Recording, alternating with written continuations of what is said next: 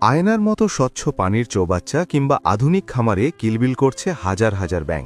দৃশ্যটি দেখে অবাক হচ্ছেন, ভাবছেন ব্যাঙ দিয়ে আবার কি হবে।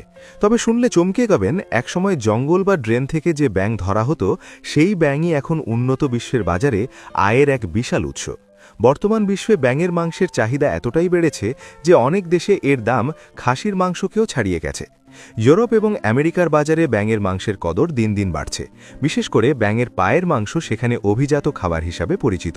আন্তর্জাতিক বাজারে 1 কেজি ব্যাঙের পায়ের দাম প্রায় 2000 থেকে 3000 টাকা পর্যন্ত হতে পারে।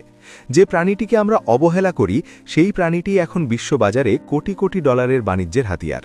ব্যাঙ চাষের সবচাইতে বড় সুবিধা হল এর উৎপাদন সময়। মাত্র 5 থেকে 6 মাসেই একটি ব্যাঙ পূর্ণবয়স্ক হয়ে বিক্রির উপযোগী হয়ে ওঠে।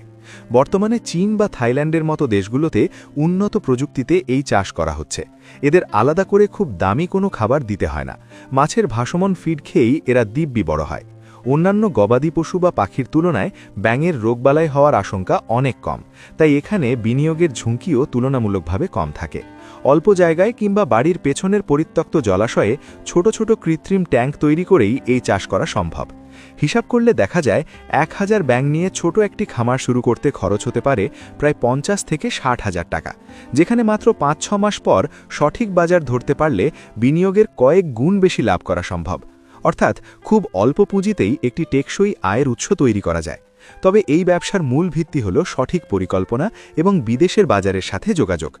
আমাদের দেশে ধর্মীয় বিধান এবং সংস্কৃতির কারণে ব্যাঙ খাওয়ার কোনো প্রচলন নেই, তবে এটিকে আমরা একটি শতভাগ রপ্তানিযোগ্য পণ্য হিসাবে বিবেচনা করতে পারি।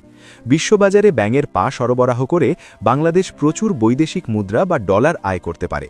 তবে বাণিজ্যিকভাবে বড় খামার করার আগে অবশ্যই কিছু নিয়ম মানতে হবে, যেমন পরিবেশের ভারসাম্য নষ্ট না করা, সরকারি অনুমতি নেওয়া এবং রপ্তানির সঠিক লাইসেন্স সংগ্রহ করা। যেহেতু এটি একটি অপ্রচলিত ব্যবসা, তাই শুরুতে রপ্তানি প্রক্রিয়ার খুঁটিনাটি সম্পর্কে পরিষ্কার ধারণা থাকা জরুরি। যুগের সাথে তাল মিলিয়ে বাণিজ্যের ধরন বদলাচ্ছে।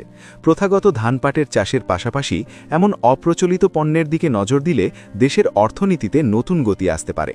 সঠিক প্রশিক্ষণ আর আধুনিক প্রযুক্তি ব্যবহার করলে ব্যাঙ চাষ হতে পারে বেকার যুবক ও উদ্যোক্তাদের জন্য একটি বিশাল সম্ভাবনার দুয়ার।